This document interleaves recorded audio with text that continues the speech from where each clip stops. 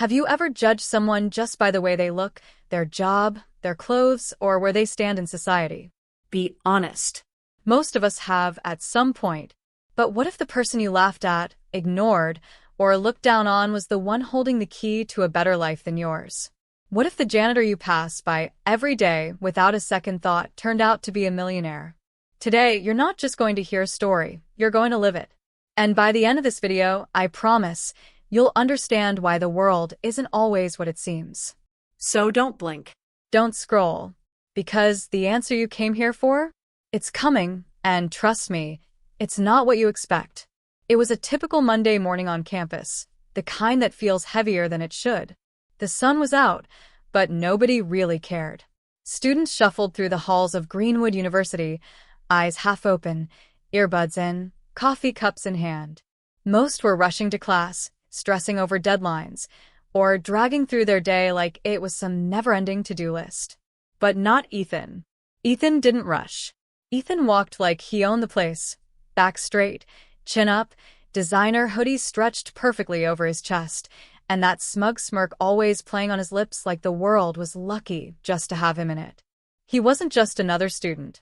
He was the student, top of the class, captain of the debate team, internship lined up at a Fortune 500 company. To everyone who mattered, Ethan was going places. And he knew it. But here's the thing about people who know they're going places. They often forget to see the people who are already there. Across the courtyard, near the back entrance of the science building, an older man swept the walkway, his slow, methodical strokes barely noticed by the wave of students passing him by. His name was Mr. Jensen. Most people didn't know that. Some thought he was just the janitor. Others didn't think of him at all. He wore the same faded green uniform every day, pushed the same rickety cart full of cleaning supplies, and spoke to barely anyone unless they spoke to him first. To most, he was invisible. To Ethan, he was laughable. Now, let me ask you something. Why is it that we assign value based on what someone does for a living rather than who they are?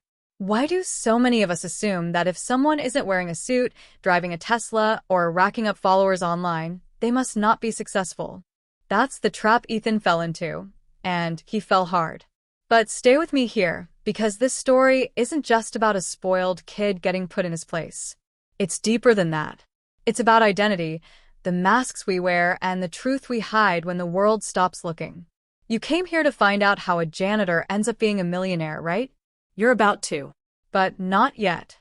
First, you need to understand what kind of world this happened in and why the twist hits so hard. You need to feel the build-up. Because it's not just about the moment the truth comes out. It's about everything that leads up to it. Ethan's world was built on competition and clout. He judged people by their LinkedIn profiles and GPA scores.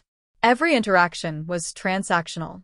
He'd perfected the art of small talk that only led somewhere if it benefited him. He could spot a professor worth impressing, a classmate worth networking with, or a party worth showing up at from a mile away. But Mr. Jensen? He didn't register.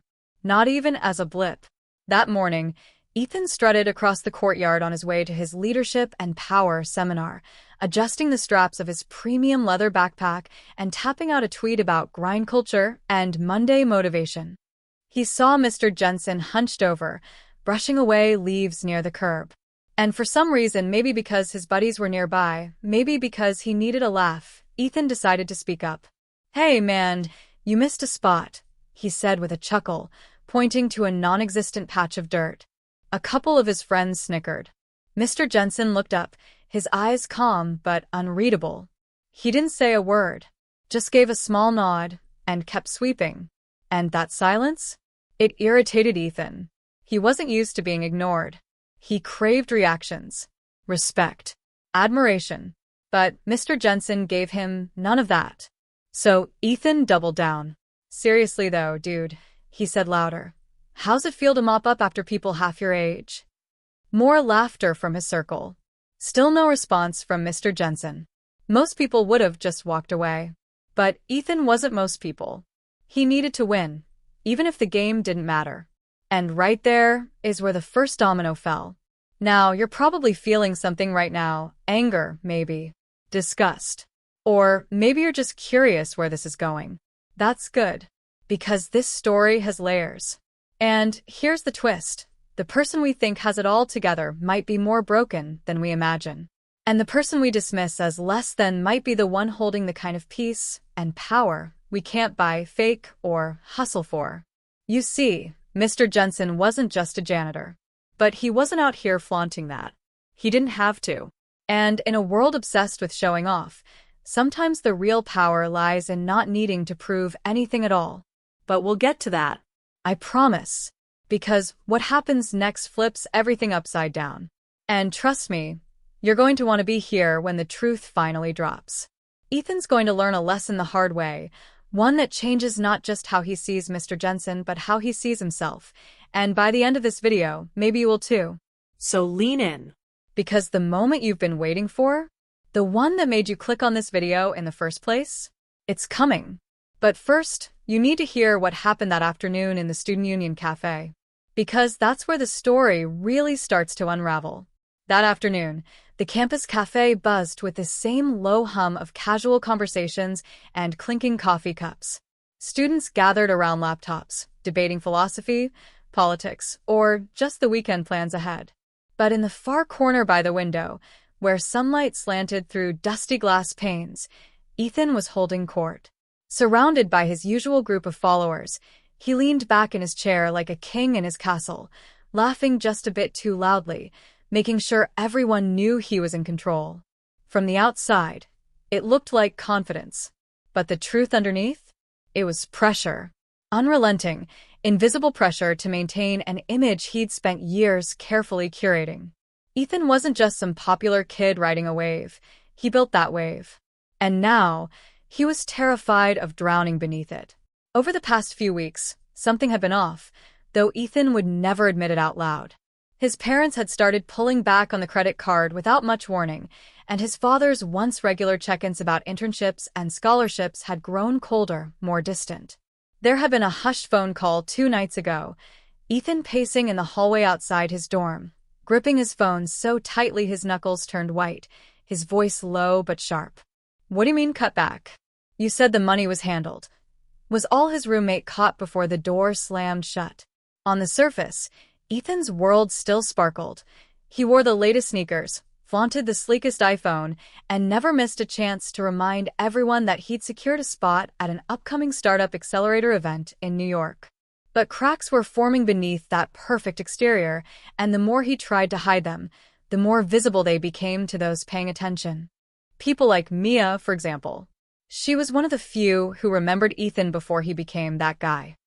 Back in freshman year, before the suits and success talk, before the ego took over, he was just a smart, driven kid who actually cared what others thought. They had met in an intro-level sociology class, both bonding over their frustration with the professor's outdated lectures.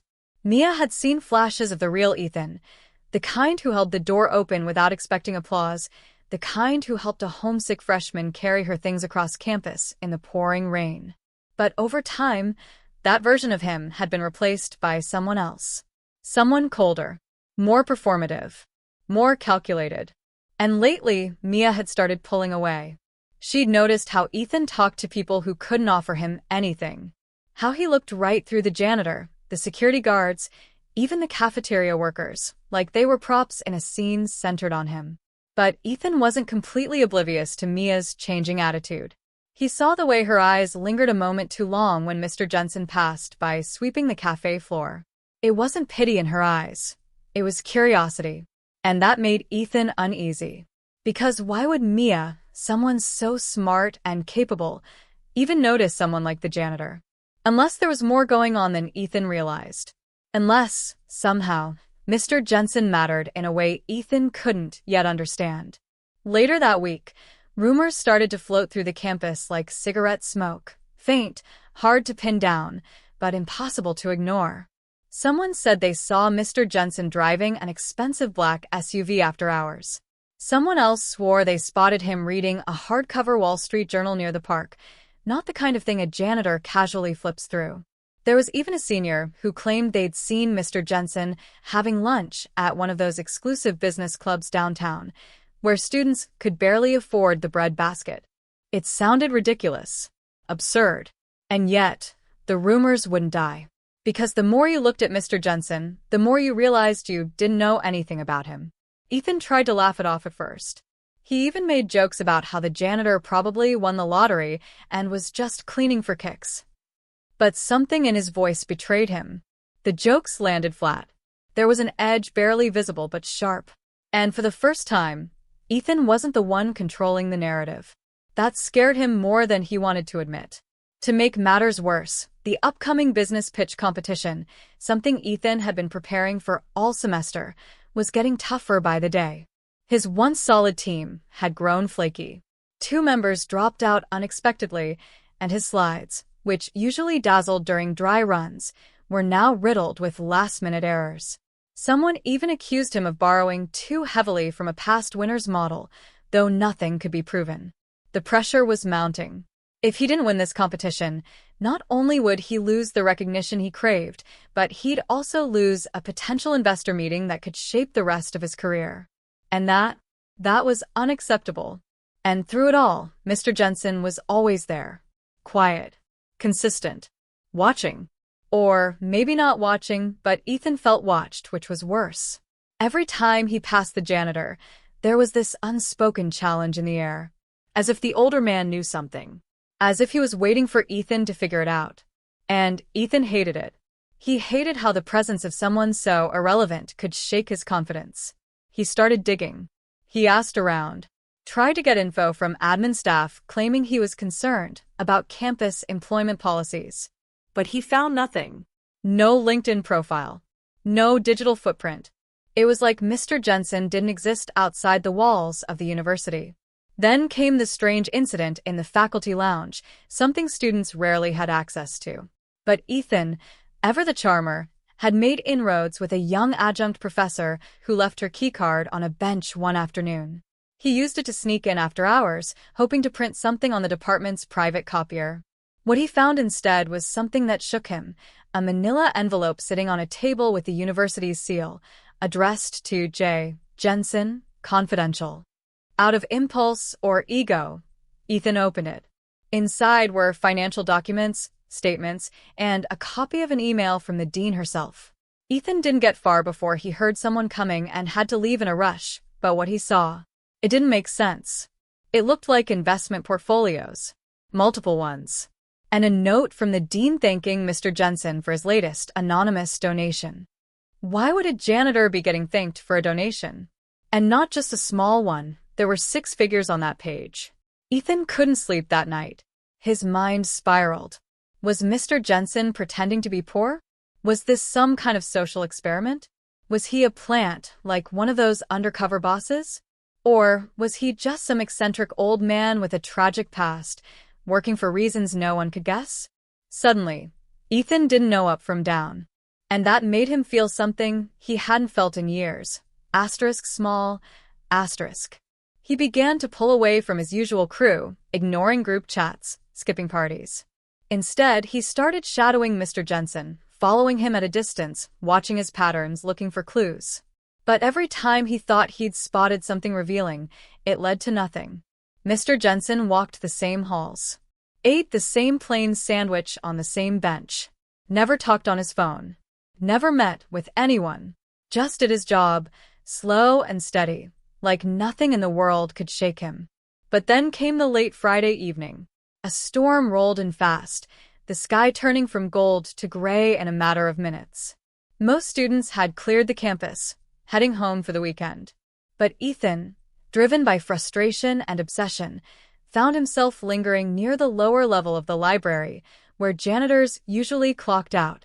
As he hid behind a row of vending machines, he finally saw something unusual. Mr. Jensen wasn't leaving alone. He was really talking to someone Ethan had never seen before. A sharply dressed man in a navy blue suit, holding what looked like a leather-bound portfolio. They spoke in hushed tones, occasionally glancing around like they didn't want to be seen. Then Mr. Jensen handed the man something, a slim envelope, and the man nodded, gripped it tightly, and walked off into the rain. Ethan stayed frozen for a moment, heart racing. He had no idea what he had just witnessed, but it felt important. Like the final piece of a puzzle that still didn't quite fit. And as Mr. Jensen turned to leave, he paused, looked directly toward the vending machines, and smiled. It wasn't mocking. It wasn't cold. It was knowing. Ethan didn't move. And that moment changed everything. That weekend passed like a fog rolling over everything, thick, slow, and strangely quiet. Ethan couldn't shake the image of Mr. Jensen's smile, that calm and unnerving look that didn't threaten but somehow unsettled him more than anger ever could. It followed him through the empty dorm halls and echoed in his mind each time he tried to focus on anything else. Something about that envelope exchange felt serious, intentional, not random. And most of all, it felt like a message, one Ethan wasn't supposed to see but most definitely did. He couldn't tell if it was a challenge or a warning, but either way it was clear. Mr. Jensen knew he was being watched and wasn't afraid of it.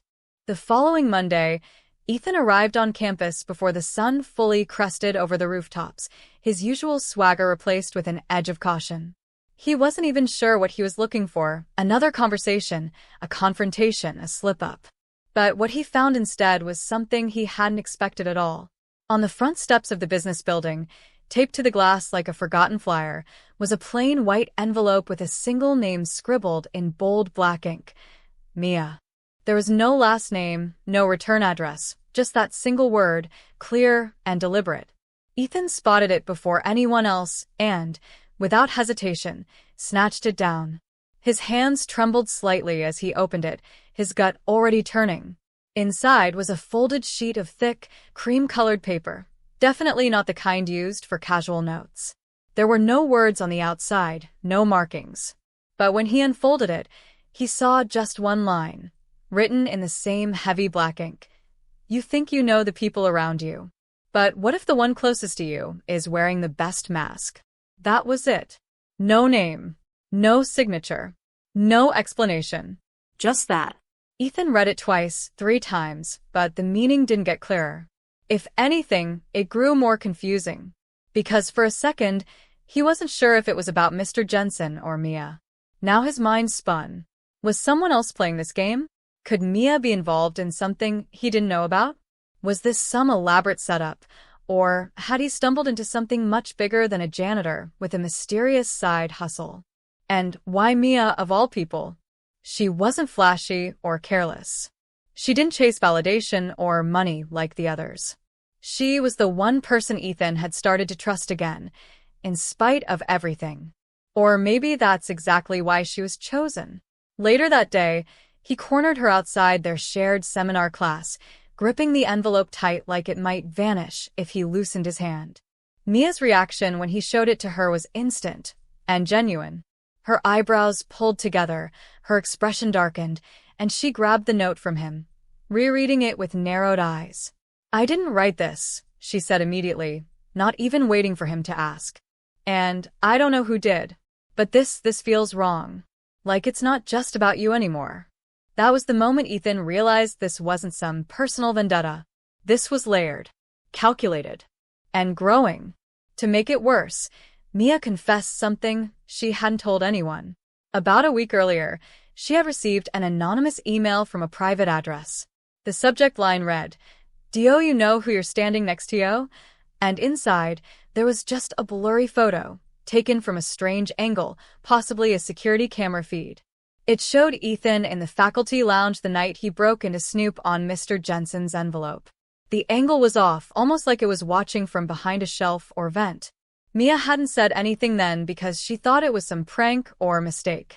But now, with this new letter, she realized someone was clearly watching both of them. Someone who wanted them to dig deeper. Or stop trying altogether. The tension between them grew thick with unspoken questions. If someone had footage of Ethan inside that lounge, who were they? Why hadn't they gone to campus security? Why hadn't they exposed him directly? Instead, they were feeding breadcrumbs, setting traps, letting Ethan and Mia chase shadows without ever revealing themselves. And that terrified Ethan more than he was willing to admit. It meant someone was 10 steps ahead, someone who wasn't just watching but orchestrating. By Wednesday, things escalated. A viral post popped up in a campus Reddit thread under the title, "The Janitor, Who Isn't Just a Janitor." The Post claimed that Mr. Jensen had once been an executive at a now-defunct Silicon Valley company, that he had vanished from the public eye after a legal scandal involving offshore accounts, and that Greenwood University had taken him in under mysterious circumstances. There were no solid facts in the Post, just speculation and alleged screenshots from old news articles. Most people shrugged it off as a conspiracy theory, but others weren't so quick to dismiss it. The Post was shared over 100 times within hours. And then it disappeared, completely scrubbed, account deleted, no archive found. But Ethan had already screen captured every word.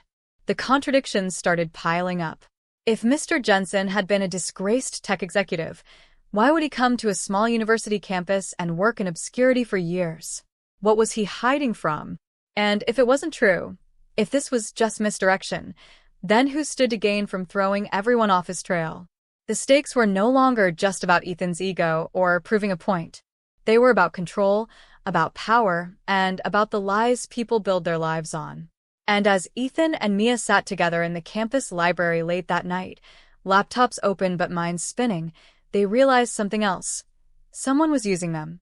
Someone was feeding them pieces of a puzzle while making sure they never saw the full picture. Was it Mr. Jensen himself, orchestrating this twisted lesson in humility? Or was there someone behind him, someone with a different agenda, manipulating things from the shadows? Outside the window, the night grew darker, and the wind picked up, sending leaves skittering across the pavement like whispers. In the reflection of the glass, Ethan thought he saw movement, just for a moment. A figure near the lamppost. Standing still. Watching. He turned around fast, heart pounding. But there was no one there. Or maybe there had been. And just like that, the line between mystery and paranoia blurred even further. Want me to keep unraveling the story from here? We can head into the next act, deepen the deception, and inch closer to the truth, all while keeping the tension sharp and the audience locked in. The next morning arrived with a calm so eerie it felt staged. The air on campus was thick, not just with humidity, but with a kind of collective unease, like the world was holding its breath before something irreversible. Ethan had barely slept. Between the lingering shadow by the library window and the resurfacing of that anonymous Reddit post, now whispered about like a digital ghost, the walls of his reality were starting to close in. He'd always been the guy who had answers, who made things happen, who pulled strings behind the scenes. But now it felt like he was the one being played. And worse, he didn't even know the rules of the game. That's when Mia called. Her voice was sharp, urgent, and different from any tone she'd used before. "You need to come to the archives," she said, skipping pleasantries.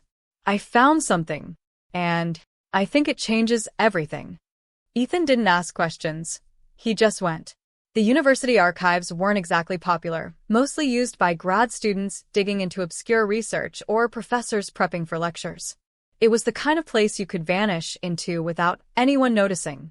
And that's exactly why Mia had chosen it. When he arrived, she was already there, seated in front of a dusty monitor connected to an ancient database system. She didn't say a word, just turned the screen toward him. On it was a faculty personnel record, old, grainy, and clearly restricted. But the name at the top was unmistakable. Jonathan Jensen, visiting lecturer, Department of Economics, 2008. Ethan's breath caught in his throat. Wait, this says he was a professor? Mia nodded. Not just a professor. He was a guest speaker brought in from a venture capital firm in California. Taught a series on ethical investing. There are notes from his lectures, faculty reviews, even an article in the school paper calling him the most unorthodox mind to ever walk these halls. Ethan stared at the screen, trying to connect the dots. But that was, 15 years ago? What happened? Mia hesitated, then opened a second window. This one showed an article, archived, buried deep in an old financial journal. The headline read, "Investor walks away from fortune after exposing billion-dollar fraud scheme." The article told the story of a high-level VC analyst who uncovered massive corruption within his firm, involving shell companies, tax fraud, and exploitation of international workers. The analyst didn't just blow the whistle, he testified. And then he vanished. No one ever heard from him again. His name? Jonathan Jensen. The floor seemed to shift beneath Ethan's feet. Everything he thought he knew about Mr. Jensen, about the mystery, about the game he believed he was unraveling, it was all wrong. This wasn't about a janitor living a secret double life. This was about a man who had sacrificed everything, his wealth, his career, his identity, to bring down something far bigger than anyone had imagined. He didn't go into hiding out of shame or fear. He chose obscurity. He chose silence. He chose a life of anonymity over a life of luxury because that's what it took to stay safe. And he did it right under their noses. But the twist didn't stop there. As Mia dug deeper, something even more disturbing surfaced. Mr. Jensen had been quietly corresponding with the university's president for years. They weren't just acquaintances. They were partners in something secret, something ongoing. The emails were sparse, coded, and filled with vague references to Phase 2, legacy candidates, and something called the Concord List. It wasn't clear what it all meant, but the implication was chilling. Jensen wasn't just hiding from his past. He was preparing for something. And the university was in on it. That's when Ethan's phone buzzed. A text from a number he didn't recognize. No message, just a photo. It was a screenshot of a private chat thread between Mia and someone labeled JJ. The messages were recent. Very recent. And the conversation was far from casual. In it, Mia was updating him on everything Ethan was doing, where he'd been, what he'd seen, who he talked to. Ethan's stomach dropped. "What is this?" he asked, his voice low, almost afraid of the answer. Mia's eyes widened when she saw the photo. "I didn't send that. I don't even know how," but Ethan wasn't listening. He was staring at her, piecing together everything in his mind. The way she always showed up with perfect timing, the way she conveniently found clues just when he needed them, the way she seemed just as invested as he was, but maybe for reasons he hadn't considered. Now nothing made sense anymore. Was Mia helping him? Or handling him? Was she trying to expose the truth or protect it? And if she was working with Mr. Jensen, was it out of loyalty or fear? Just then, the screen in front of them flickered. The old monitor crackled, and the archive system logged out on its own. A new screen appeared, blank at first, then slowly filling with a single line of text. "You're asking the wrong questions." The message stayed for a moment, then disappeared. Ethan and Mia stared at the screen, frozen. They weren't alone. Someone was watching them in real time. Someone who had been feeding them everything, controlling what they saw, what they believed, and what they feared. And now, they were being told. They weren't even close to understanding the real story. In that moment, everything fractured. Trust. Logic. Even time itself felt distorted. The mystery wasn't about who Mr. Jensen was. It was about why he was still here. And more importantly, who else knew the truth and wanted it buried? Let me know when you're ready to dive into the next part, where the real story begins to surface and the characters are forced to face consequences far bigger than anything they were prepared for. The days that followed felt like a slow-motion spiral. Time moved forward, but everything else seemed to fall apart. Ethan no longer walked through campus like he belonged there. His confident strides had been replaced by second guesses and darting glances over his shoulder. Everyone looked like a potential spy now. Even laughter between friends felt hollow, rehearsed, like a script he wasn't in on. There was no escape from the creeping paranoia, no way to separate truth from manipulation. It wasn't just about uncovering a secret anymore. It was about survival, mental, emotional, and possibly even physical. He hadn't spoken to Mia since that moment in the archive room, not because he didn't want to, but because he couldn't. Every time he picked up his phone to call her, something in his gut twisted. Was she involved willingly? Was she a pawn like him? Or worse, was she always 3 steps ahead, manipulating him from the start? Ethan didn't have answers, and the questions were eating him alive. But what pushed everything over the edge wasn't Mia. It was a note left inside his dorm, under his pillow. There were no signs of forced entry, no camera footage from the hallway. But the note was there, waiting like a loaded weapon. It read, "We know what you're chasing. Walk away, or the next person to disappear won't be a stranger." And at the bottom, taped to the page, was a photo. Blurry but unmistakable, his younger sister, walking across her high school campus back home in Atlanta, her headphones in, unaware. Ethan's blood ran cold. This had crossed a line he didn't even know existed. This wasn't about campus politics or academic intrigue anymore. This was about control, leverage, and sending a clear message. Stop digging, or we'll bury more than secrets. Ethan sat in his room for what felt like hours, hands shaking, throat dry. The reality of what he was in had finally become undeniable. He thought he was chasing a story about a janitor with a hidden past, about ethics and hypocrisy, and maybe even redemption.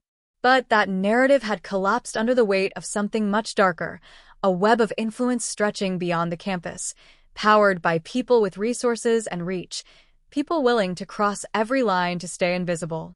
Now they had shown their hand. They weren't just watching. They were in control. The worst part? He still didn't know what they were protecting. He didn't know what the Concord list was, why Jensen and the university president were communicating in secret, or what Phase 2 meant. He had no idea why he was being pulled into this or why his every move was being tracked. And the pressure was getting unbearable. He couldn't go to the police, not without proof. And even if he did, who was to say they weren't compromised too? Who's to say this wasn't bigger than law enforcement could handle? This wasn't the kind of thing you reported. This was the kind of thing you survived. If you were lucky. And then came the ultimatum. An email appeared in his inbox late at night, from a temporary burner account that vanished within minutes of sending. It was short. Tomorrow at noon. Parking garage level C. Come alone. Bring the hard drive. No phones. No backup. One chance to walk away safely. Or choose the other path. That hard drive. It was something he hadn't thought much about until recently. Just a copy of Jensen's old teaching materials and university records he'd pulled from the archive server, meant to help him connect. But now it seemed like more. If someone wanted it badly enough to threaten his family, there had to be something hidden in there, something encrypted or disguised, something that wasn't supposed to be seen. Ethan was cornered. He had two choices. Hand over the drive, walk away, and keep his sister safe. Let the truth vanish into silence, like it had so many times before. Or risk everything, his safety, his family's, his future, to find out what Jensen and the university were hiding. It felt like an impossible decision. No one would blame him for choosing safety. But deep down, Ethan knew if he gave in now, he'd never stop wondering. Never stop feeling like he failed at the moment it mattered most. This wasn't just about exposing corruption anymore. It was about choosing who he was going to be when it counted. He knew what he should do, but what he would do was still undecided. And as the clock ticked toward noon, as the shadows stretched longer and longer in the silence of his dorm, Ethan packed the hard drive in a plain black backpack and stared at his reflection in the mirror. He didn't recognize the person looking back at him anymore, because that person was no longer just a student. He was someone with knowledge, with a weapon, and with everything to lose. And someone else already knew he was coming. Let me know when you're ready to push this into the next level, the moment where all paths start to converge, and the lines between truth, betrayal, and justice get dangerously blurred. The walk to the parking garage felt like crossing through a dream stitched together by dread and adrenaline. Ethan's hands clenched the backpack straps tighter with each step, the weight of the hard drive pressing down on his shoulders like a silent countdown. The sky above was overcast, the kind of gray that swallowed all warmth, and the entire campus seemed eerily quiet, too quiet for a weekday. Even the distant hum of traffic sounded muted, as if the world knew something was about to happen and was holding its breath in nervous anticipation. Every face he passed became a blur.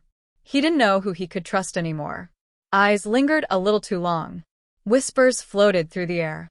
Paranoia wasn't just a feeling now. It was reality sharpening into focus. He descended into the garage, the air turning colder, more still, the silence interrupted only by the echo of his footsteps. Level C was nearly empty. A black SUV idled in the far corner, its windows tinted too dark to see inside. The only other car parked was familiar, a navy blue sedan. And then his heart dropped into his stomach. That was Mia's car. She was already here. Before he could make sense of it, a door opened from the stairwell behind him. He spun around, but the figure wasn't unfamiliar. It was Professor Langston, his mentor, the one who had written his letters of recommendation, the one who always said Ethan was too smart to follow the crowd. His gray beard, always neatly trimmed, now looked a bit unkempt. His tie was loose, but his eyes were sharp, calculating. "I told you to stay out of this," Langston said, voice low, but charged. "You have no idea what you've stepped into." Ethan froze. "You?" It was all he could manage. Not Mia. Not Jensen. Not even the president. But Langston? It was never about Jensen, Langston continued, stepping closer. "He's just the first domino. You think this is some local cover-up? You have no idea how many people benefit from keeping the truth buried." The SUV doors opened, and two men in suits stepped out, clean-cut, emotionless. Ethan instinctively took a step back. "What is this?" he asked, voice trembling. "What are you protecting?" Langston's expression hardened. "The university is a funnel. Grants, scholarships, internships, all tied to private equity money. Hedge funds, defense contracts, data harvesting. You think this school runs on tuition?" No, Ethan. "It runs on silence. Every student that gets fast-tracked into Silicon Valley or Wall Street comes from the Concord list, the chosen, groomed from their first semester. You were almost one of them until you got curious." Ethan's stomach turned. "The list, it's not a scholarship roster. It's a recruitment pipeline." Langston nodded. Exactly. "Jensen used to be one of them. He helped build it, until he realized what we were really doing. And he broke, disappeared, until he came back to dismantle the system from within." Ethan's head spun. So all of this, the threats, the surveillance, the manipulation, it was all to protect a secret corporate grooming network using the school as a front. Langston looked almost sympathetic. No, Ethan. It was to protect order. These aren't just investments. These are careers, industries, families. One leak, and the entire structure collapses. No one wants that. Before Ethan could respond, Mia stepped out from the shadows. Her face was pale, drawn tight with fear and regret. "I didn't know it was this deep," she said, her voice barely above a whisper. "They told me they were protecting the school. That Jensen was unstable. I didn't know they'd go this far." Ethan's eyes locked on hers. "You were feeding them everything." Mia shook her head, a tear slipping down her cheek. "I thought I was helping you. At first, I just monitored what you were doing so they wouldn't think you were a threat. But then you got close. And they panicked." One of the men from the SUV stepped forward, extending a hand. "The hard drive, Mr. Keller. Now. Or we make it disappear, and you with it." Ethan's breath caught in his throat. All the choices he thought he had were gone. He wasn't uncovering a mystery anymore. He was standing in the center of it. He'd been a threat from the moment he started asking questions. But now he understood why. The drive didn't just hold lecture notes or old emails. It held records, names, deals, financial statements, logs of students tagged as assets, professors flagged as handlers. Jensen had been documenting the entire system in secret. The drive wasn't evidence. It was a kill switch. And everyone in that garage knew it. He slowly pulled the backpack off his shoulder, holding it out. The agent reached for it, but then Ethan stopped. "No," he said quietly, voice cracking but firm. "Not until I talk to Jensen." Langston narrowed his eyes. "You're in no position to negotiate." But Ethan had already made his choice. "Then you'll have to kill me in a school parking lot," he said. "Because if I disappear now, someone else will find this. I've made sure of it." The silence that followed was suffocating. Tension coiled through the air like a snake ready to strike. Mia stepped between them, holding out her hands. "Stop. Please. He's telling the truth. There's a backup. He gave me a copy 2 nights ago." She looked at Ethan, her eyes pleading. "I didn't send it to them. I swear." Langston's expression cracked for the first time. Rage. Panic. Desperation. "You stupid girl." But before he could say another word, a siren echoed from above. Then another. Red and blue lights danced through the gaps in the concrete ceiling. Doors slammed. Shouts echoed. The garage was no longer empty. Campus police, real this time, were swarming the lot, weapons drawn, shouting orders. Ethan didn't move. He just looked at Langston.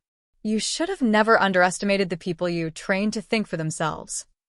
And as the agents tried to blend into the chaos, as Langston was surrounded by officers, and as Mia stood frozen between betrayal and redemption, Ethan finally understood the scale of what he'd touched.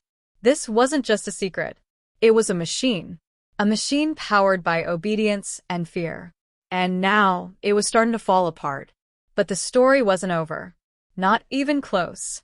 Let me know when you're ready for the final showdown, where the truth threatens to come out publicly, and Ethan has to decide what kind of legacy he wants to leave behind. The media firestorm erupted within hours. As campus police escorted Langston off university grounds in handcuffs, a shaky cell phone video taken by a freshman from behind a pillar had already gone viral. Hashtag Greenwood Conspiracy, hashtag Campus Cover-Up, and hashtag Whistleblower Janitor trended across platforms in a matter of minutes, sparking a national conversation that nobody was ready for. Ethan watched it all unfold from the back seat of an unmarked cruiser, hands still trembling. The hard drive clutched his chest like a life raft.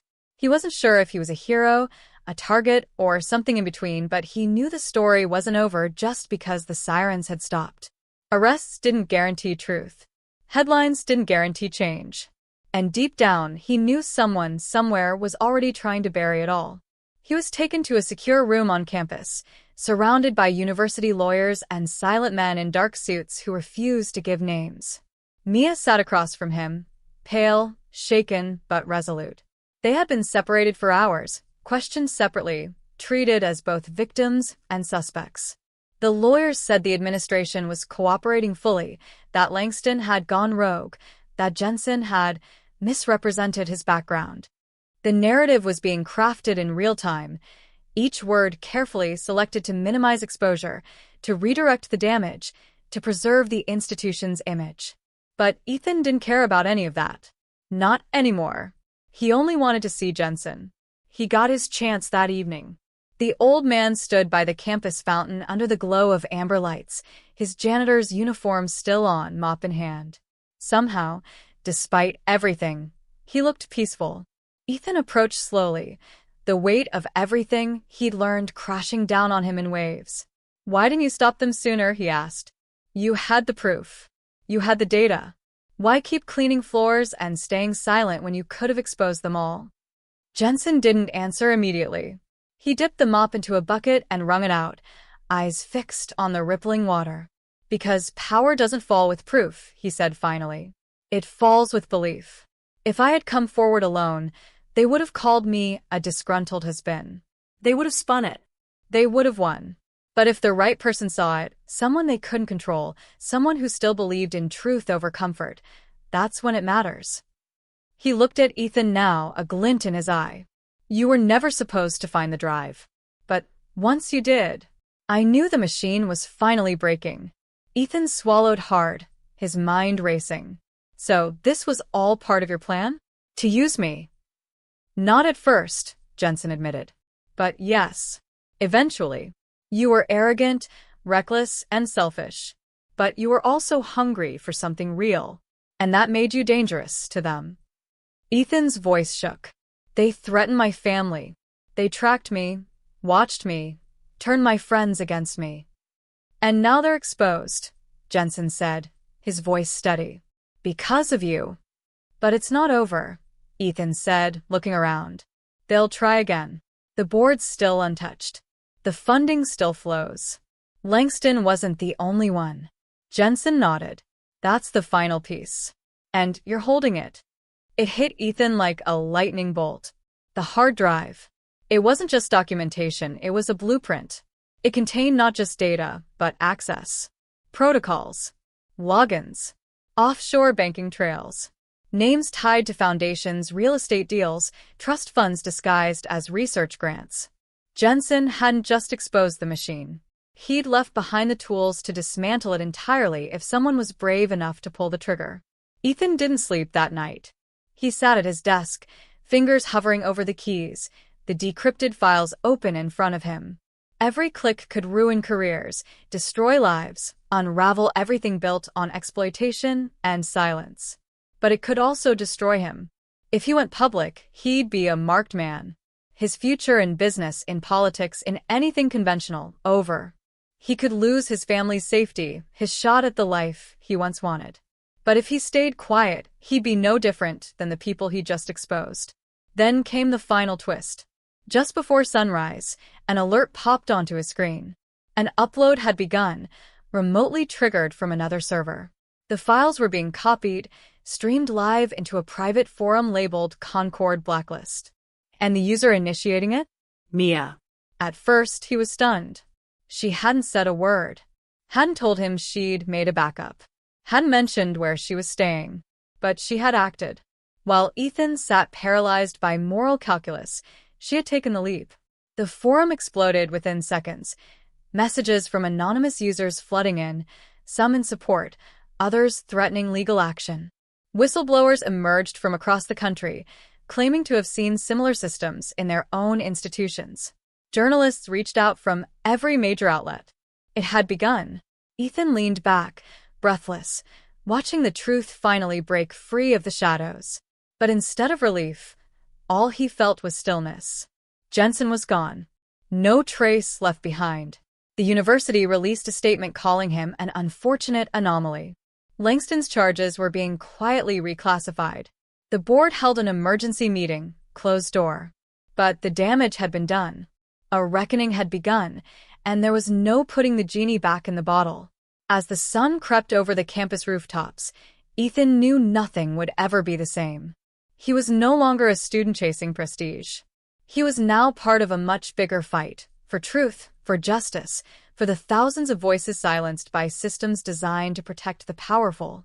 And somewhere out there, Jensen was watching. Not to see if Ethan succeeded, but to see what he'd do next. In the weeks that followed the expose, Greenwood University became a national spectacle, the kind of scandal that dominated the trending tabs and filled every podcast episode with armchair theories and heated debates. News vans lined the streets outside campus gates, protest signs dotted the quad, and students, once content with the illusion of prestige, now demanded accountability with a fire that couldn't be quieted by PR statements or temporary suspensions. Names from the Concord list began leaking steadily, each one more shocking than the last. Professors, trustees, CEOs who once sat on advisory boards. It became clear that this wasn't just about a school, it was about a system.